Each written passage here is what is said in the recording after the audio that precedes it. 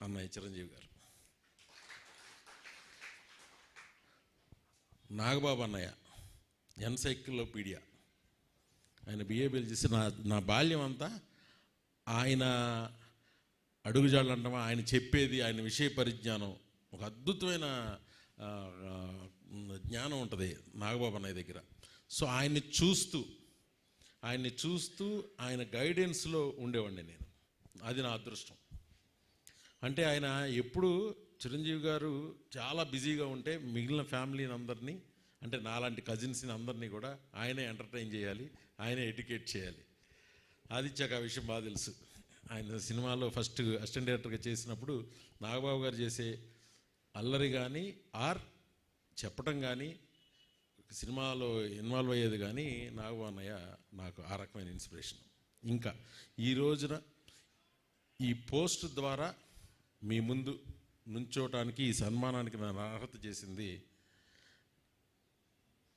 Honourable deputy chief minister of Andhra Pradesh Pawan Kalyan అన్న.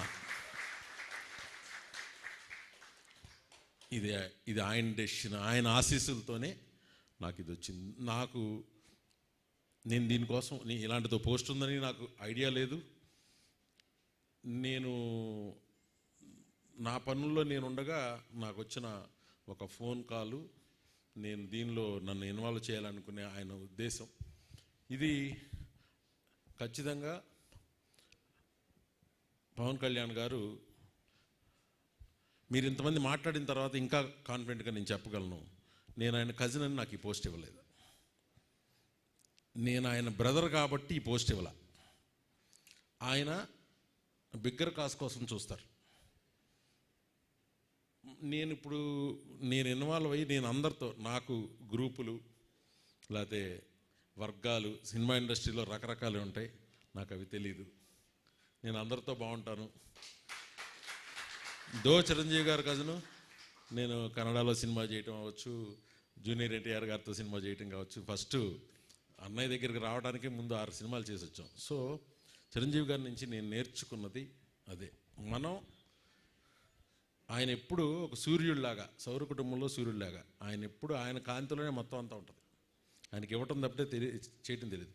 ఆయన నన్ను ఎంత ఇన్స్పైర్ చేశారు అంటే, నేను ఇందాక మీరు చెప్తున్న కరోనా క్రైసిస్ చాటి గురించి కానీ, ఆయన మేజరు, మేమందరం సోల్జర్సు. ఆయన ఇన్స్పిరేషను ఎలా ఉంటుందంటే, ఒక ఫోన్ కాల్ చేశారు ఒక ఎర్లీ మార్నింగు, నేను 1 crore అనౌన్స్ చేశాను, ఇది గవర్నమెంట్స్కి ఇస్తే గోడకేసిన సున్నంలాగే ఉంటుంది కాకపోతే ఏమీ తెలియదు, ఇండస్ట్రీ గురించి ఎవరు ఆలోచిస్తారు, తెలుగు ఫిలిం ఇండస్ట్రీ వర్కర్స్ గురించి ఎవరు ఆలోచిస్తారు, సో ఏదోటి చెయ్యాలి అంటే దానికి తగ్గట్టు నాగార్జున గారు 1 కోటి రూపాయలు. అసలు ఆ టైంలో బయటికి రావడానికే కుదరదు. ఆయన ఏదన్నా అబ్రాడ్ హాలిడేకి వెళ్ళిపోవచ్చు, కానీ చిరంజీవి గారు, మేము ఫీల్డ్లో శంకర్ గారు, నేను, భరత, సినిమా డైరెక్టర్స్ యూనియన్ నుంచి 3 పెట్టారు, మేము ఉన్నదే 7 ఆ టీంలో. ఫీల్డ్లో ఉంటే ఆయన 24 hours మా అనకుండా నడిపించారు. ఎవ్రీ ½ an hour 1 hourకి ఏం జరుగుతుందిరా, అంతా నువ్వు అనుకున్నట్టు అవుతుందా, మీరు అనుకున్నట్టు అవుతుందా అని శంకర్ గారికి ఒక ఫోను, నాకు ఒక ఫోన్. సో వెనకుండి నడిపించారు. ఆయన విజిబుల్గా మేము కనిపించినా మా వెనకాల ఉన్న పూర్తి పవరు ఆయనదే.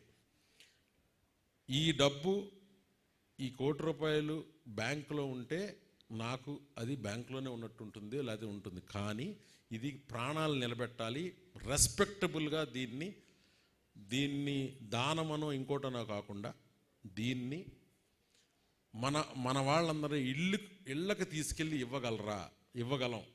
అయితే అలాగే ఇవ్వండి, గౌరవంగా ఇవ్వండి. సినిమా వర్కర్ అంటే గౌరవం పెరగాలి ఆ కాలనీల్లో.